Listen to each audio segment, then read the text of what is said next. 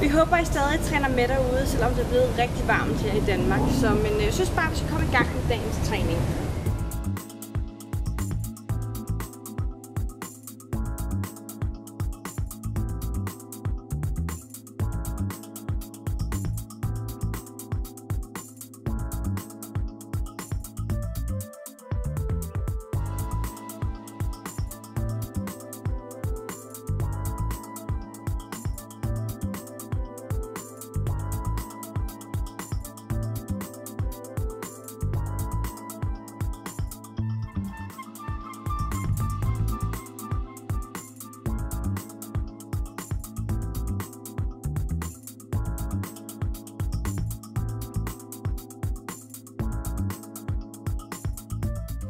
Den første øvelse, der sætter vi en push-up sammen med en squat.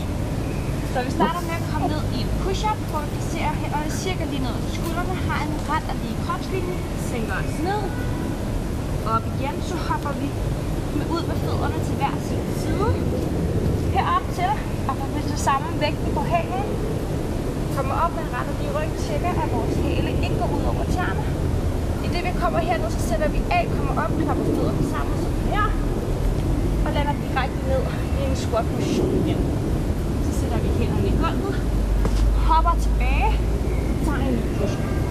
Vi kan selvfølgelig bryde den ned ved at komme ned på knæene, tage en push-up, kom op og gå op, skub jer op tilbage i squat position, rejs jer op, klap fødderne sammen, land ned i bløde knæ med det samme igen, sæt jer tilbage i en squat, hænderne i gulvet, gå tilbage og fortsæt.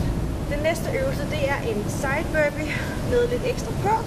Så vi kommer ned og ser hænderne lidt for skudt fra hinanden. Så hopper vi ud med samlede fødder til siden. Og her kommer vi ned i sådan en skæv push-up, hvis man kan kalde det det. Ned med brystet op igen. Roterer vi hele vejen om, så vi har siden ned til gulvet. Hånden bag nakken og kommer med knæet op til albuen. Spark ud igen, placer hånden i gulvet, hop ind til midten, hop så højt op i kan. Placer hænderne på modsatte side, igen. Kom ned og gør det samme, præcis på modsatte side. I kan selvfølgelig bryde dem ned, på den her måde. Placer hænderne i gulvet, og så går I tilbage, i stedet for at hoppe ud med samlede fødder. Så sætter I knæene i gulvet, laver stadig den her skæve push-up her. Kom op på tæerne, hvis I kan stå og lave en side eller en knee to elbow, her gør I det. Ellers så kom ned, placer det underste knæ i gulvet og gør det med knæet.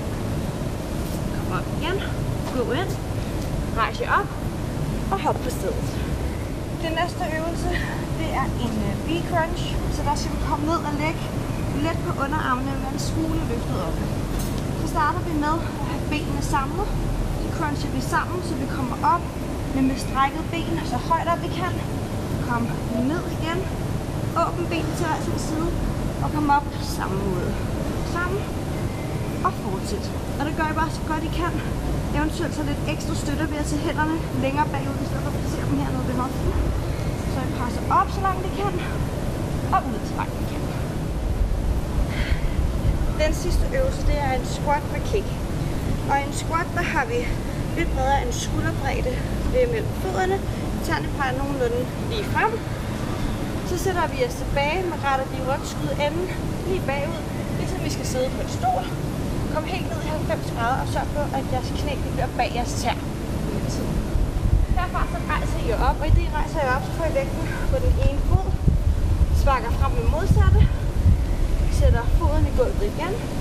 Kommer ned i en ny squat. Og sparker frem. Tusind tak for i dag. Christina, hun er klar til jer med en ny workout i morgen.